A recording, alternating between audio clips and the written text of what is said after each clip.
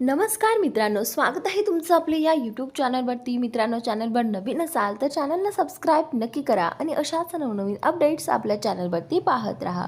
चला तर मग आपण पाहणार आहोत लपंडाव या मालिकेचा आजचा रिव्ह्यू. तर मित्रांनो, आता इथे कबीर जो आहे तो सखीच्या आईला म्हणत असतो की लवकरात लवकर या मनस्विनी कामतचा चेहरा जो आहे तो सगळ्यांसमोर येणार आहे आणि लवकरच तिला तिच्या कर्माची शिक्षा मिळणार आहे, कारण आम्ही त्यासाठी खूप प्रयत्न केले आहेत आणि आत्तापर्यंतचे आमचे जे काही प्लॅन आहेत तेही सक्सेस झाले आहेत.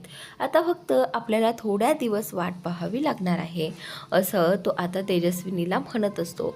तर त्याच वेळी आता तेजस्विनी जी आहे ती म्हणत असते की ही मनस्विनी जी आहे ती अगदी निर्दयी आहे, त्यामुळे जे काही करायचं आहे ना ते अगदी लक्ष देऊन करा. तर त्याच वेळी आता इथे कबीर बोलतो की हो, तुम्ही त्याची काळजीच करू नका, मी सगळं काही लक्ष देऊनच करेल आणि सखी या सगळ्यात माझ्यासोबत असेल.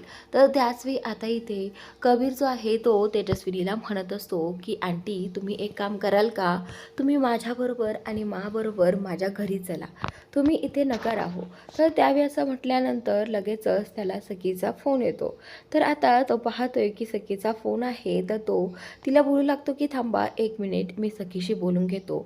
तर त्यावेळी आता इथे तेजस्विनीची आई जी आहे ती कबीरला म्हणते की कबीर, मला ना माझ्या मुलीचा सखीचा आवाज ऐकायचा आहे, तर तू एक काम करशील का प्लीज, फोन स्पीकरवर ठेवशील. तर त्यावेळी आता कबीर बोलतो की ठीक आहे, असं म्हणत आता कबीरने फोन स्पीकरवर ठेवलेला आहे. तर त्याचनंतर आता इथे सखी जी आहे ती कबीरला भांडत असते की कबीर, कुठे आहेस तू, किती वेळेपासून मी तुला कॉल ट्राय करत आहे आणि केव्हा येशील तू. तर त्यावेळी आता इथे कबीर जो आहे तो बोलतो की हो हो, मी इथंच आहे, ते काय आहे ना, मी जरा घरी आलो होतो. तर त्यावेळी आता ती बोलते की तू जर घरी गेला होतास मग तिथे एवढं शांत शांत असं सुनसान का आहे. तर त्यावेळी लगेचच कबीर मला खुणावतो की काहीतरी बोला जेणेकरून सखीला कळणार की मी घरी आलो आहे. तर लगेचच बोलते की कबीर, काय खाणार तू, काय बनवायचं आहेस तुझ्यासाठी. तर आता इथे ती जी आहे ती लगेचच कबीरबद्दल बोलते आणि इथे सखीला कळते की हो हो, माचा आवाज आला आहे म्हटल्यानंतर कबीर तिथेच असणार आहे. तर त्यावेळी आता इथे कबीर बोलतो की आता पटली का खात्री आमच्या सखी मॅडमला. तर त्यावेळी आता सखी बोलते की हो कबीर, कळालं मला. तर आता इथे ती बोलते की कबीर, मला ना आईची खूप आठवण येते आहे, तर आता तूही इथे नाहीस. आणि त्यावेळी आता ती बोलू लागते की मला असं वाटतं की कुठून तरी माझी आई येईल आणि मला मिठी वगैरे मारेल. पण कबीर, मी का रे, माझं नशीब एवढं वाईट आहे की मला लहानपणीच मला जे प्रेम करतायत ते त्यांच्यापासून मी दूर जाते आणि तेही माझ्यापासून दूर जातात. असं का होतं माझ्यासोबत. आता सखीला भीती वाटत असते की म्हणजे आता जसं बाबा तिच्यावर प्रेम करत होते तसं बाबाही तिला सोडून गेले आणि आईही तिला सोडून गेली. तर त्याचमुळे कबीरला उशीर झाल्यामुळे तिने कबीरला फोन केलेला असतो. तर कुठेतरी आता इथे तेजस्विनीला खूप वाईट वाटतं. तेजस्विनी सखीचं बोलणं ऐकत असते. तेजस्विनी जी आहे ती मनातच बोलू लागते की बाळा, मी कुठेही गेलेली नाही आहे, मी तुझ्याच जवळ आहे, पण फक्त काही दिवस तुला वाट पाहावी लागेल, असं ती मनातच म्हणत असते. तर त्याचनंतर आता इकडे सखी रडता रडता फोन कट करते आणि बोलू लागते की मला माझी आई हवी आहे. तर त्याचनंतर आता इकडे ही जी तेजस्विनी आहे ती कबीरचा फोन घेते. खरं तर ती कबीरच्या फोनवरून सखीचं बोलणं ऐकत असते, पण आता तिने फोन ठेवल्यामुळे लगेचच कबीरच्या फोनची स्क्रीन जी आहे ती ऑन होते आणि त्यावरती सखीचा फोटो तिला दिसतो. तर आता तो फोटो पाहून ती आता लगेचच त्या फोटोची म्हणजे त्या मोबाईलची किस घेते आणि आता प्रेमाने त्या मोबाईलला गळ्याला चिटकवते. तर त्यावेळी आता इथे तिला तो मोबाईल सोडूच वाटत नाही, कारण त्यामध्ये सखीचा फोटो वगैरे असतो. तर त्यावेळी आता इथे ही जी आहे तेजस्विनी ती सखीच्या पाठीत असते. तर आता तिच्या लक्षात आलेलं आहे की आता कबीरला फोन देऊन टाकावा लागेल. तर तेवढ्यातच ती आता कबीरला फोन देते आणि कबीरला म्हणते की माझी सखी आहे तशीच आहे. तर आता इकडे तिला त्यांचे दोघींचे काही क्षण आठवतात, ज्या पद्धतीने सखी आणि तिची आई जी आहे ती वावरत होती आणि एकमेकींशी वागत होती. हे सगळे फोटो पाहून ना तिला त्यांच्या पहिल्या गोष्टी जाग्या झाल्या. तर त्याच नंतर आता इकडे ही जे तेजस्विनी आहे ती कबीरच्या हातात फोन ठेवून देते आणि इकडे मा जी आहे त्या दोघांना बोलताना पाहत असते. त्यावेळी कबीर जो आहे तो बोलतो की तुम्ही ऐकलंय ना, सखीची किती आतुरता आहे तुम्हाला भेटण्याची. आता मी तिला ना असं जास्त दिवस तुम्हा दोघींना एकमेकींपासून लांब ठेवू शकत नाही, कारण मी तिचं दुःख पाहू शकत नाही. तर त्यावेळी आता तेजस्विनीला कबीर म्हणतो, मी तुम्हाला वचन देतो, मी लवकरात लवकर या मनस्विनीचा खरा चेहरा सगळ्यांसमोर आणून तुम्हा दोघी मायलेकींना एकत्र आणेल. तर त्यावेळी आता मा जी आहे ती कबीरकडे रागाने पाहत असते आणि कबीरला म्हणते, आणि या सगळ्यांना तुला जे हवं आहे ते विसरूनच जातो. तुझा जो काही सूट तुला घ्यायचा होता तो विसरलास का? तर आता इथे कबीर जो आहे तो माला म्हणतो की नाही मा, मी तो कधीही विसरणार नाही, त्यामुळे तुम्ही काळजीच करू नका. पण आता एक गोष्ट खरी आहे की आपण तेजस्विनी आंटीला आपल्या घरी घेऊन जात आहोत.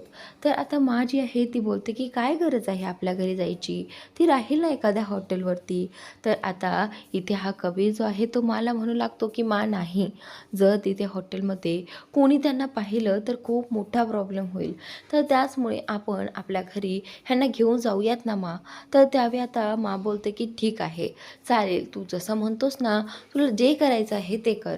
तर आता इथे कबीर जो आहे तो तेजस्विनीला विचारू लागतो की तुम्ही याल ना आमच्यासोबत. तर आता तेजस्विनी देखील त्यांच्यासोबत जाण्यासाठी रेडी होते. तर आता कबीर फायनली तेजस्विनीला आता घरी घेऊन आलेला आहे आणि माबरोबर तेजस्विनी देखील आलेली असते. ज्यावेळी तिने घरात पाऊल टाकलं त्यावेळी ती घराकडे पाहू लागते. घर जसं होतं तसंच होतं, त्याच्यात काहीही चेंजेस झाले नव्हते. तर आल्याच ती सगळं काही बारीकाईने पाहू लागते. तर आता तेजस्विनी बोलते की पहिले जसं घर होतं तसंच घर आहे, काहीही घरामध्ये बदल केलेला नाही आहे. अगदी आम्ही जसं इथे यायचो ना तसंच या ठिकाणी ठेवलेलं आहे. तर आता मा बोलते की हो, घर तर तसंच आहे, पण घरातली माणसं नाही ना.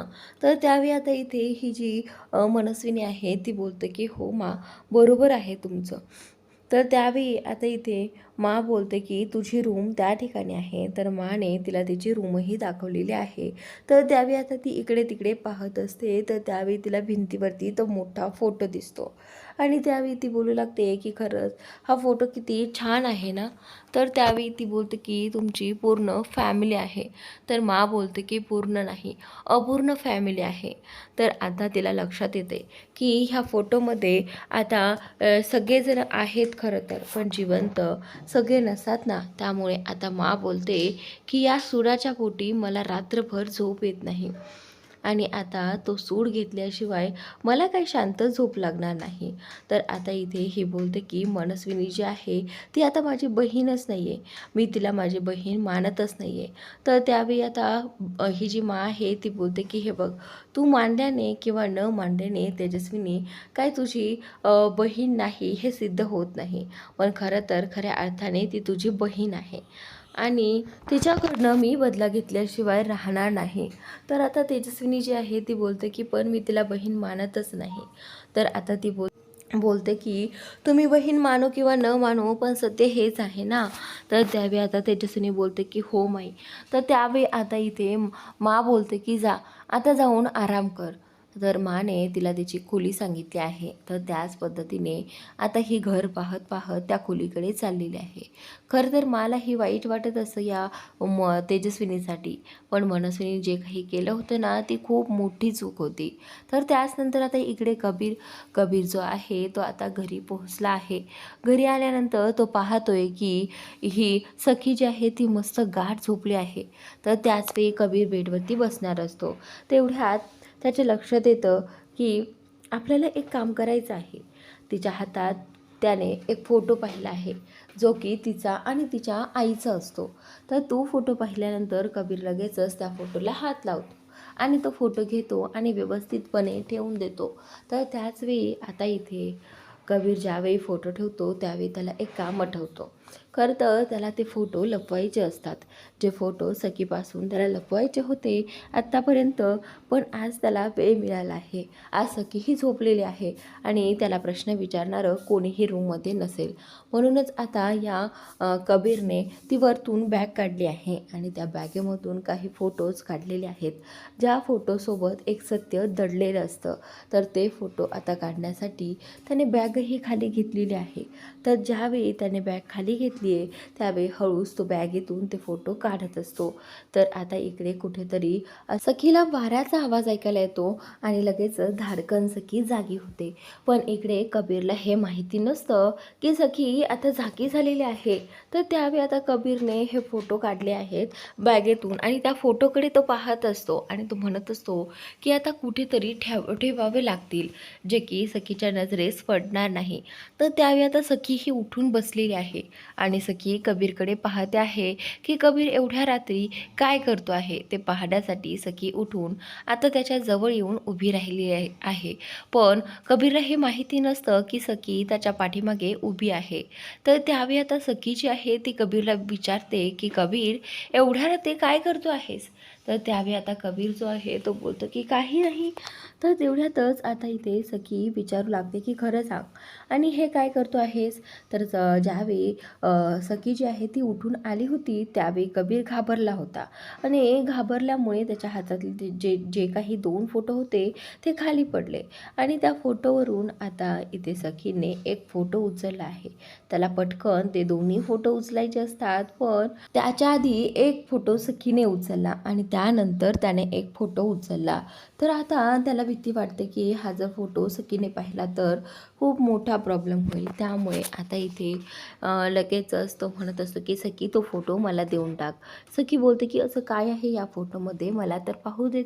तर त्यावेळी आता तो सखीला बोलतो की नाही सखी तू मला देऊन टाक, हे बघ तू माझा कामाचा आहे आणि त्यामुळे तरी मला दे. तर आता सखी म्हणत असते की नाही, मी नाही देऊ शकत. तर त्यावेळी आता तेवढ्यातच इथे सखी फोटो पाहणार असते. तेवढ्यातच लाईट जाते आणि इथे लाईट गेल्यानंतर हा कबीर जो आहे तो सखीला म्हणतो की जा एकदा मेणबत्ती कॅन्डल घेऊन ये. तर आता सखी बोलते की ठीक आहे मी घेऊन येते. असं म्हणत सखी जी आहे ती कॅन्डल आणण्यासाठी बाहेर पडली आहे. तर त्याच वेळी आता जेव्हा सखी रूमच्या बाहेर जाते त्यावेळी आता या कबीरने लगेचच दरवाजा बंद केला आहे, जेणेकरून आता तो फोटो कुठे ठेवतो आहे हे सखीला कळू नये. तर आता तो विचार करतो की हे फोटो कुठे ठेवावेत. तर आता तो विचार करून झाल्यानंतर तो एका ठिकाणी फोटो लपवून ठेवतो आणि त्याचनंतर आता इकडे सखी जी आहे ती कॅन्डल आणण्यासाठी गेलेली असते. पण आता सखीला आल्यानंतर हे पाहायचं असतं की ते फोटो कोणाचे आहेत. तर इकडे कबीरने ते फोटो लपवण्याचा खूप प्रयत्न केलेला असतो. तर सखी येण्याआधीच कबीरने आता झोपायची ॲक्टिंग केली आहे. खरं तर आता इथे सखी आली आणि कबीरला पाहते की कबीर झोपला आहे. नाही, हे शक्यच नाही असं इथे ती म्हणत असते. ती कबीरला आवाज देते पण कबीर काही केल्या आवाज देत नाही. म्हणजे तिला वाटतं की कदाचित तो झोपला असेल, दमला असेल. तर आता ती बोलते की जाऊ देत, मी ना फोटोबद्दल उद्या सकाळी विचारते. असं म्हणत आता ती कॅन्डल तिथे ठेवते आणि आता कबीरच्या बाजूने जाऊन झोपते. इकडे आता ज्यावेळी कबीरच्या बाजूने झोपायला जाते त्यावेळी ती पहिली नजर कबीरवर टाकते आणि त्यानंतर शांतपणे झोपी जाते. तर आता कबीरला कळते की इकडे ही सखी जी आहे ती झोपली आहे. तर आता लगेचच तो डोळे उघडतो आणि सखीला पाहू लागतो. कबीर म्हणतो की बेबी सरकार मला माफ करा, मी तुमच्याशी खोटं बोललो आहे. पण काय करणार ना, तुम्ही उत्तर मागितल्याशिवाय मला सोडलंच नसतं आणि त्याचमुळे मी हा अट्ट केला. तर आता ती सखी जी आहे ती झोपलेली असते गाढ आणि आता जो कबीर आहे तोही मस्तपैकी झोपलेला असतो. तर त्याच नंतर आता दुसऱ्या दिवशी सकाळी आता कबीर जो आहे तो ऑफिसला जाण्यासाठी रेडी झालेला असतो. तर त्यावेळी आता इथे त्याचं काही काम राहिलेलं देखील तो करून घेत आहे लॅपटॉपवरती. तेवढ्यातच तिथे सखी येते आणि सखी कबीरला म्हणू लागते की कबीर काय, कुठे चालला आहेस. तर त्यावेळी आता कबीर बोलतो की हे बघ सखी, मला ना आत्ता खूप महत्त्वाचं काम आहे, मला ऑफिसला जावंच लागेल. तर सखी बोलते की काय, ऑफिसला, आणि मला सांग, हे बघ मला रात्रीच्या फोटोबद्दल सांग. खरं सांग ते फोटो कोणाचे होते. तर कबीर जो आहे तो बोलतो की काय सखी तू पण, हे बघ ते जे फोटो आहेत ना ते मी तुला दाखवत नव्हतं, तुला माहिती आहे ते फोटो कसे आहेत ते. तर त्यावेळी आता इथे सखी बोलतं की मला नाही माहिती ते फोटो कसे आहेत ते, कोणाचे होते ते फोटो. तर त्यावेळी तो सांगू लागतो की तुला माहिती आहे ते फोटो आणि तू स्वतः पाहिले आहेत, ते नाही का माझ्या लहानपणीचे फोटो मी बिना ड्रेसवरती काढलेले. तर आता इकडे कबीरने कसं बसं सखीला शांत केलं आहे आणि तो फोटोंचा विषय इथेच ड्रॉप केलेला आहे. तर आता कबीर बोलतो की हे बघ सखी, आत्ता मला ऑफिसमध्ये खूपच महत्त्वाचं काम आहे, त्यामुळे मला जावं लागेल, माझी महत्त्वाची मीटिंग आहे. तर त्यावेळी आता इथे ती सांगू लागते की कबीर, अरे आपल्याला प्लॅन करायचं आहे ना मनस्विनीबद्दल.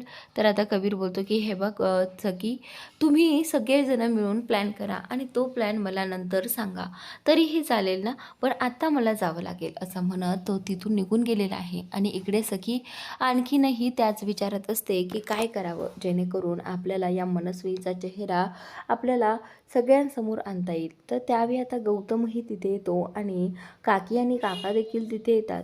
तर ते तिघेही जण इथे या सखीला म्हणू लागतात की सखी आता पुढचा प्लॅन काय आहे. तर आता सखी गौतम आणि काका आणि काकू मिळून आता पुढचा प्लॅन आखणार आहेत आणि नंतरच इथे या कबीरला सांगणार आहे. काकू बोलतात की पण कबीर एवढा घाईत कुठे गेला, त्याला तर एवढी घाई कधीच नसते ना. तर त्यावेळी सखी सांगू लागते की काकी हो ना, त्याची एक अर्जंट मीटिंग आली आहे आणि त्यामुळे त्याला जावं लागलं, पण काही हरकत नाही, आपण करूयात ना, आपण सगळा प्लॅन करू, असं आता इथे ती तिच्या काकीला म्हणत असते. काकी आणि काका सखीला सांगत असतात की आत्तापर्यंत मनस्विनीने खूप कटकारस्थानं रचले आहेत, पण आता इथून पुढे ती जी कटकारस्थानं आपण उघड पाडायची आहेत, कधीही तिच्या वागण्याला घाबरायचं नाही. सखी बोलते की हो काका, आता असंच आपल्याला लढायचं आहे आणि ही लढाई आपल्याला जिंकायची आहे. तर आता गौतमही त्या सगळ्यात असतो. तर आता पुढील भागात इकडे ही जी मनस्विनी आहे ना, ती मनस्विनी सखीला म्हणत असते, तू आणि तुझा तो फ्रॉड नवरा कधीही हे सिद्ध करू शकणार नाही की मी तेजस्विनी नाही तर मनस्विनी कामत आहे. तुम्ही कितीही प्रयत्न करा, तुम्ही DNA टेस्ट करा, कुठल्याही टेस्ट करा, पण त्याचा काहीही फायदा होणार नाही, कारण त्याने काही सिद्ध होणार नाही. तर आता इकडे हा कबीर तेजस्विनीकडे आलेला आहे आणि तेजस्विनीला म्हणत असतो की आता वेळ आली आहे की आता बुद्धिबळाच्या खेळाप्रमाणे तुम्हाला समोर येऊन अगदी मनस्विनीला लढायचं आहे, तिच्याशी भिडायचं आहे आणि सखीची खरी आई बनवून त्या नागिनीला बाहेर खेचायचं, असं इथे तो तेजस्विनीला सांगत असतो. आणि हा शो जो आहे ना, तो प्रति सरकार बनवून त्या नागिनीचा खेळ संपवा, असं आता इथे कबीर तेजस्विनीला म्हणत असतो. तर त्यानंतर ही मनस्विनी म्हणत असते की तुम्ही काही जरी केलं ना, तरीही तुम्ही माती मोल व्हाल, तुमच्या हाती कुठलाही पुरावा लागणार नाही, माझ्या डोळ्यापासून तर DNA टेस्टपर्यंत तुमच्या हाती काहीही लागणार नाही, असं इथे सखीला ती मनस्विनी म्हणत असते. तर आता तेजस्विनीला कबीर जो आहे तो प्रोत्साहन देणार आहे, जे की आता या मनस्विनीच्या विरोधात लढायला, कारण तेजस्विनी जी आहे ती आत्तापर्यंत पूर्णपणे तुटून गेलेली आहे आणि आता तिला जास्त कबीरची आणि सखीची गरज असते. तर आता ती सखीची आई बनून इथे पुढे येणार आहे आणि मनस्विनीच्या विरोधात लढणार आहे. तर प्रेक्षकांनो, तुम्हाला असा काही भागही पुढे पाहायला मिळणार आहे. जसं मनस्विनीने सखीला चॅलेंज दिलं की तू काहीही कर, पण तुला काही पुरावे मिळणार नाही आणि तू हे सिद्ध करू शकणार नाही की मी तेजस्विनी नाही तर मनस्विनी कामत आहे. तर आता सखीही त्याचप्रमाणे या मनस्विनीला म्हणत असते की तुम्ही कितीही प्रयत्न करा स्वतःला तेजस्विनी म्हणण्याचा, पण एक दिवस हे सत्य मी उघड केल्याशिवाय शांत बसणार नाही, असं सखी देखील मनस्विनीला म्हणाले आहे. तर त्याचमुळे आता मनस्विनीला खूप गाफील राहून चालणार नाही आहे, तर मनस्विनीला अगदी हुशारपणे इथे हे सगळं हँडल करावं लागणार आहे. पण तरी देखील आता तेजस्विनी आणि सखी आणि कबीर हे सगळे एक होऊन लवकरात लवकर या मनस्विनीचा छडा लावणार आहेत. तर मित्रांनो, तुम्हाला काय वाटतं की सखी या मनस्विनीच्या विरोधात पुरावे शोधू शकेल काय? हे पाहणं उद्याच्या भागात रंजक ठरणार आहे प्रेक्षकांनो, तर नक्की पहा आणि आपल्या या यूट्यूब चॅनलला अजूनही सबस्क्राईब केलं नसेल तर सबस्क्राईब नक्की करा. व्हिडिओ आवडला तर व्हिडिओला लाईक करायलाही विसरू नका. Thanks for watching.